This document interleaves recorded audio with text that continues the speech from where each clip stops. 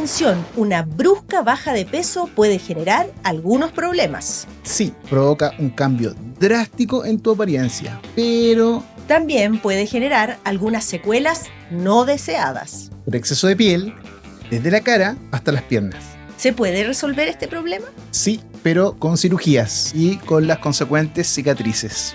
De esto y más hablamos hoy en nuestro video podcast Somos más que una cara bonita. Y un cuerpo perfecto.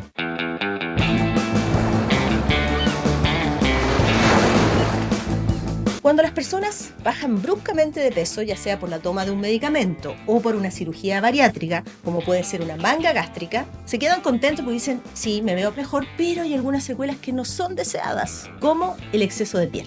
Hay secuelas que son de corto plazo y otras que son de mediano y largo plazo. Corto plazo, por ejemplo, es la caída del pelo. También se puede apreciar una pérdida de masa muscular. Y con el paso del tiempo se puede ver cómo se produce un excedente de piel. Ocurre primero en el rostro porque es lo más, expuesto, pero también puede llegar, tú decías, hasta las piernas. ¿Qué se considera una baja de peso masiva o brusca? La pérdida del 50% del excedente del peso o 20 kilos. Esto ocurre en un espacio de tiempo muy breve, ¿verdad? Rápidamente los pacientes pierden mucho peso, fundamentalmente con las técnicas de cirugía bariátrica. La manga, como dijiste tú, que es como lo más frecuente hoy por hoy, sobre todo después de que se transformó en una cirugía PAD, aumentó más del doble la cantidad de mangas gástricas que se hicieron el año pasado con respecto al año anterior, y también con estos nuevos medicamentos que no necesariamente son para bajar de peso, pero que como consecuencia generan una baja de peso importante y brusca. Tú te refieres, por ejemplo, a Ozempic. Por ejemplo, hay Es varios un más, pero medicamento indicado para la diabetes, pero que se claro, descubrió este segundo efecto, ¿verdad? Que sí, es tiene un generar una efecto baja de peso. efecto secundario deseado es la baja de peso. Por un lado hay un tema sanitario de salud que es la baja de peso, o sea, se corrigieron un montón de problemas fisiológicos, diabetes, presión alta, alteraciones metabólicas, etcétera, pero queda este otro componente que es el exceso de piel, que puede ser muy incómodo para los pacientes en general. Cuando se produce una baja de peso brusca, la gente siente como primer efecto, porque es lo más visible, algún cambio en su rostro. Por ejemplo, ¿verdad? Aquí ya se empieza como a caer un poquito la cara cuando falta la grasita.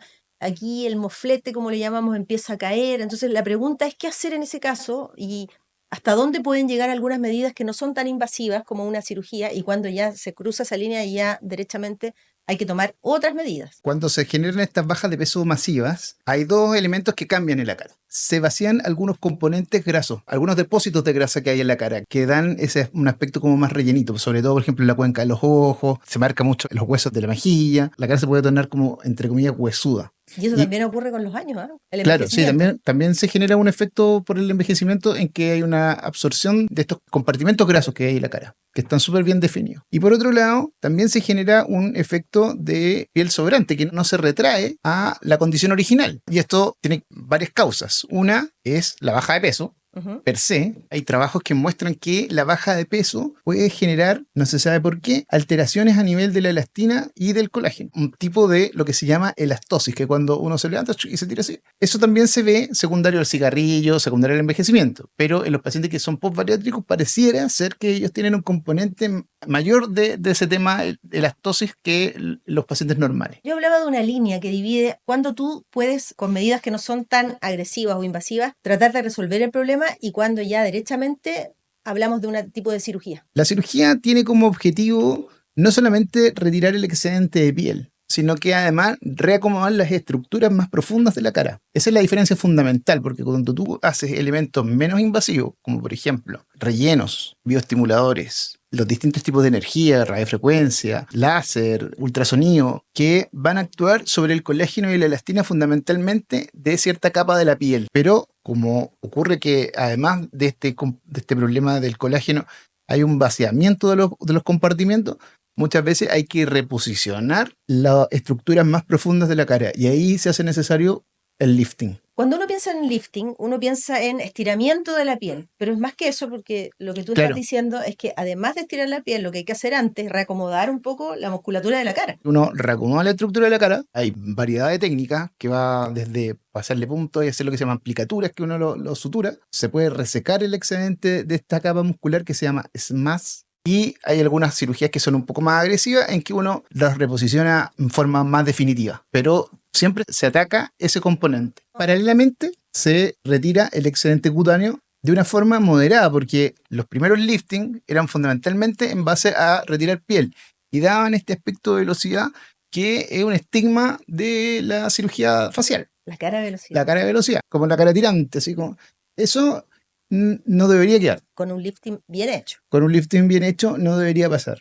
Ya. Lo mismo en el cuello. O sea, el cuello también se retira el excedente de piel, habitualmente escondiendo la cicatriz hacia el cuello, pero muchas veces es necesario suturar los músculos del cuello, retirar el excedente de grasa, que es mucho más que de lo que se puede hacer con un procedimiento mínimamente invasivo. Cuando ya tú dices, mira, este rostro yo no lo puedo salvar de alguna manera o mejorar con una técnica no invasiva, sino que ya definitivamente tengo que hacer una cirugía. Cuando aparece lo que se llaman jowls, ya que la gente le dice el moflete, Ujú. eso es difícil corregirlo con técnicas no invasivas, sobre todo si es muy marcado. El excedente de piel del cuello también... La papada. pero cuando la papada ya es demasiado voluminosa, es muy difícil eso corregirlo con otra forma. O de frentón cuando hace el pinch del pliegue cutáneo de la cara y te queda más de 2 centímetros de piel. O sea, quiere decir que no hay nada. Eres candidata a un lifting, Claro, definitivamente. claro. Esa línea es bien poco definida. O sea, uno puede tratar de estirar un chicle para un lado o para el otro. Pero también hay pacientes que dicen, yo definitivamente no quiero una cirugía en mi rostro y entonces prefiero esta combinación de varios tratamientos. Decíamos, bioestimulación, Claro. radiofrecuencia, ácido hialurónico podría ser, toxina botulínica. Y al final, en términos de costos, ¿cuál es la diferencia entre un método y el otro? Bueno, hay que tener claro que cuando uno va por el camino mínimamente invasivo o no invasivo de frentón, para obtener el mejor resultado no te va a salir barato, porque hay que combinar distintos tipos de técnicas. ¿ya? ¿Y eso uno podría hacer que el precio incluso, o el valor, el costo fuese incluso equivalente? Claro, sí, perfectamente. Porque los bioestimuladores requieren varias sesiones, la gran mayoría. El ácido hialurónico, en general, para obtener algún resultado, requiere varias jeringas. Con una jeringa uno no hace nada, de verdad que no hace nada. Por lo menos, para hacer algo en una cara, 4 jeringas. Entonces, vamos sumando. Entonces, si Las una sesiones de paciente te dice, radiofrecuencia valen otro tanto. También te Claro. tienes que hacer una cantidad de sesiones de radiofrecuencia para que tenga sentido. O sea, Claro. si te haces una sesión de radiofrecuencia, lo más probable es que notes poco. Ya, y si una paciente te dice, pero doctor, ahorremos, menos frasquitos, menos inyecciones, menos radiofrecuencia resultado. para que no me salga tan cara, tú dices, Menos eso tiene un resultado. costo en el resultado. Claro, obvio. Tienes que asumir que si tú querías economizar en eso, bueno, no, el resultado no va a ser el óptimo porque el óptimo es hacer todas las cosas. Hay que ver que la indicación sea la correcta, o sea, porque un paciente que tiene indicación de lifting o no tiene como una objeción de conciencia para hacerse un lifting, probablemente el mejor resultado es el lifting. Pero para aquellas personas que se preocupan, por ejemplo, por la cicatriz, si será o no visible, ¿qué le podrías decir? Porque es un factor interesante o muy importante a la hora de tomar la decisión. O me voy por este camino o me voy por el otro. Cuando tú haces un lifting, ¿dónde está la cicatriz? Las cicatrices van en zonas que van escondidas, o pueden ir en el borde del pelo, o por detrás del pelo, dentro de la oreja, detrás del cuello. Lo importante es que las cicatrices no sean visibles, o no se notan en general. Si uno hace un corte, se genera una cicatriz. Siempre, claro. Siempre. Ahora, uno puede hacer cosas además para mejorar la calidad de la cicatriz. Sí, claro. Obviamente también va a depender de la calidad de la piel del paciente, que yo diría que es el elemento más importante dentro de todo este cuento. Por ejemplo, pacientes que son fumadores probablemente no van a ser candidatos a hacerse un lifting. Hablamos de lo que ocurre con el rostro. Te propongo ahora que hablemos qué pasa con el cuerpo con una brusca baja de peso. Y esto a propósito de una cirugía reciente de una paciente que acudió a tu consulta que se llama María Paz, que tiene 43 años. Hola, soy María Paz, tengo 43 años y me hice una cirugía bariátrica hace un año y bajé 30 kilos. Dulcera total, no sé, puedo comer a deshora, buena para el McDonald's, 4 hijos, la edad, la vida, y de a poco empecé a subir y ya llegué a un punto que dije, ya, necesitamos un cambio radical y me sometí a la cirugía bariátrica, que fue el primer paso de todo este cambio que hemos tenido hasta ahora. Bajé en tiempo récord y ahí ya vi cambios en el cuerpo que también ameritaban un pequeño arreglín. Ya le dije, doctor, no recauchado, cuando usted Cuando los pacientes tienen un excedente de piel que va más allá de lo que podríamos llamar como la parte anterior del abdomen, que involucra la zona de los costados, que tú te puedes así levantar, hacer como una especie de gancho, así, que es pura piel, eso es muy difícil de corregir con la abdominoplastía tradicional. Uno tiene que extenderse con la abdominoplastía, ya sea hacia los lados, incluso casi llegando hacia atrás, o de frentón dar la vuelta completa, que una abdominoplastía 360 también se llama body lift. Técnicamente lo que uno hace es una tracción, tira el tejido en sentidos como contrario, inverso. En la parte de abdomen nosotros hacemos la abdominoplastía tradicional en que traccionamos el abdomen hacia abajo y cortamos el excedente hacia abajo. Cuando uno repara la parte de atrás o del lado, uno tira hacia arriba, es como levantarse el pantalón. Doctor Javier, un 7, la confianza que te da es impresionante. Bueno, vamos a empezar a lavar. Para esta cirugía pienso que debería durar alrededor de 5 horas. La vamos a dejar como una princesa. Yo llegué el día de la operación completamente relajada. Estoy en la mejor etapa de mi vida. Encuentro que de los 40 para arriba es la mejor etapa. Ya crié, ya me dediqué a los niños y dije, ya me toca ahora preocuparme de mí. Además le agregamos una mastopexia porque cuando se generan estas bajas de peso masiva, Levantamiento de mama. claro, las mamas también se tienden a desinflar. Muchas veces, como hay falta de tejido, habitualmente ahí requiere un implante. Los resultados que él tiene son fantásticos, o sea, súper naturales, te dan mucha tranquilidad. El mejor equipo, lejos. ¿Estás contenta? ¿Estás confiada?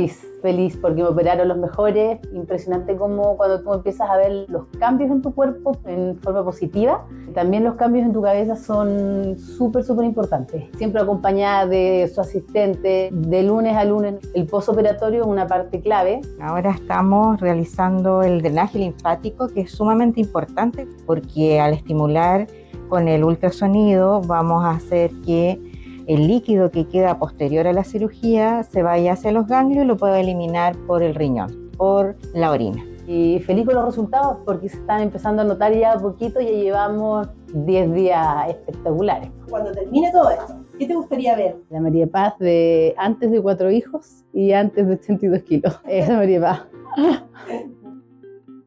Ya, eso respecto de la piel, pero ¿qué es lo que ocurre en la zona interior? Porque igual como hablabas en la carita, ¿verdad? Cuando haces el lifting, por una parte está cómo resuelves el excedente de piel, pero otra cómo reacomodas los músculos. ¿Y qué ocurre en la zona abdominal? En el abdomen, muchos pacientes que han sido obesos han tenido lo que decimos la ponchera, ¿no es cierto? Claro. Entonces, eso va a generar una laxitud de la pared muscular también. Esa laxitud va a generar, en muchos casos, algunos problemas. Por ejemplo, problemas de dolor de espalda, porque esa laxitud hace más difícil la estabilización de la columna lumbar. Y las mujeres podrían incluso tener problemas a nivel de piso pelviano. Por ejemplo, manifestarse por incontinencia de orina. Entonces, lo que uno hace es que hace una sutura. Sutura los músculos, los vuelve a unir, vuelve a regenerar esa línea media, tensando la pared muscular de la parte anterior del abdomen. Eso es lo que le llaman la aplicatura de los rectos. Eventualmente, en pacientes que tengan un colágeno o que tengan hernias, que tampoco es raro, uno puede adicionar una malla de algún material protésico, cosa de darle un poquito de mayor... Que se pone en la zona del abdomen. En el abdomen, para darle un poquito de mayor tensión. Y en la parte posterior, en la parte de atrás, el gran tema que te cuentan los pacientes postbariátricos es que se le va el glúteo.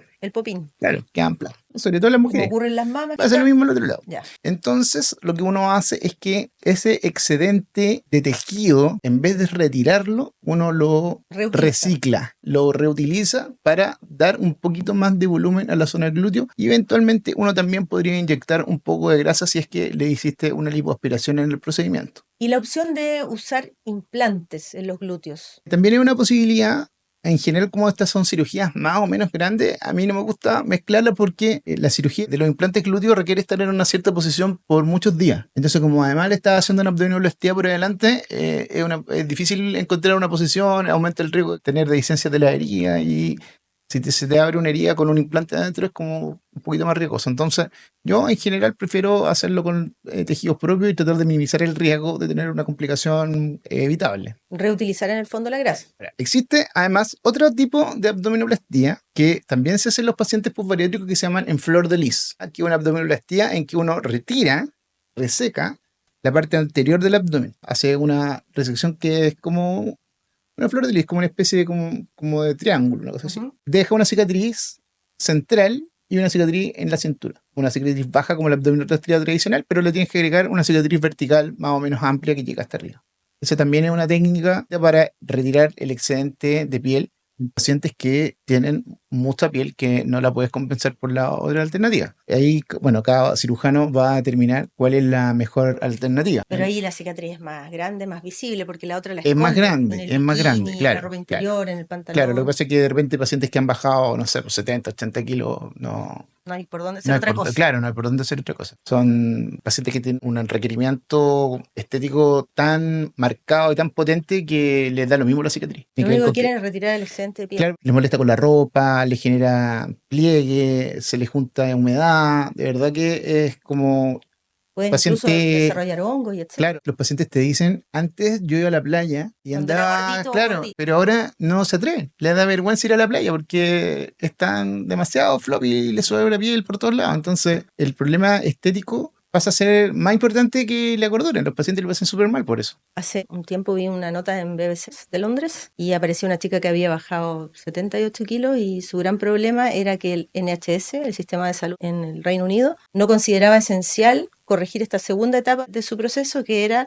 la cantidad de excedente de piel que ella tenía. Claro, acá en Chile, en general, no te diría que el 100%, pero con frecuencia, el sistema al menos de salud privado aceptaba la abdominoplastía anterior en los pacientes que tenían el antecedente de cirugía bariátrica. En los pacientes que habían bajado de peso por otro mecanismo era mucho más engorroso. De repente pasa. Pero ahora además el FONASA agregó la abdominoplastía dentro de los paquetes PAD. Pero es la abdominoplastía anterior, no esta 360 ni esta Lo que se abdominoplastía conoce como extendida. gotita de delantal. Claro, no esta abdominoplastía extendida ni esta abdominoplastía en flor de lis que estábamos conversando. Estos son otros procedimientos habitualmente, además que son procedimientos de otra magnitud. Son cirugías más largas, son cirugías que tienen un poquito más de riesgo que la abdominoplastía tradicional.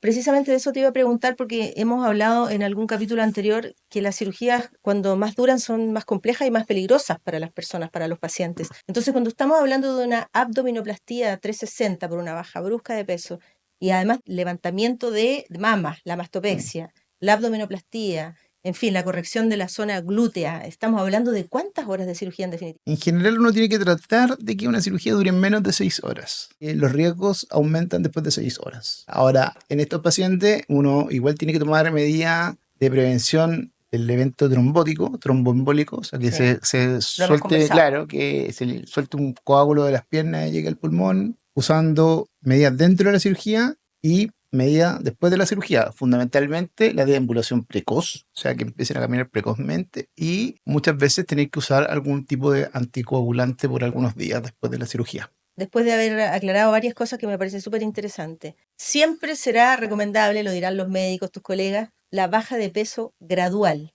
Ojalá no sea brusca, ojalá sea a través de una vida más sana, con ejercicio, actividad física, comiendo más sanito también e hidratando la piel. Yo creo que esas son, bueno, no fumar ni qué decir. La velocidad como se genera la baja de peso parece tener un componente importante en este efecto que habríamos hablado de la elastosis, o sea, de la pérdida de la fibra elástica. No hay una evidencia concluyente, pero lo que uno ve en la práctica es que los pacientes con el tiempo vuelven a quedar un poco más floppy. No se comportan igual que el paciente estético puro. Y en ese sentido hay que tener súper claro todas las expectativas que uno se genera sobre el procedimiento. Hay que aclarar de que hay un componente que generó esta baja de peso masiva que va más allá de lo que se puede hacer con una cirugía o con algún procedimiento, porque la piel cambió toda, completa. Hay una alteración y pérdida de ciertas capas de la piel. No se sabe si esto es secundario a la obesidad o secundaria a que la baja de peso fue rápida.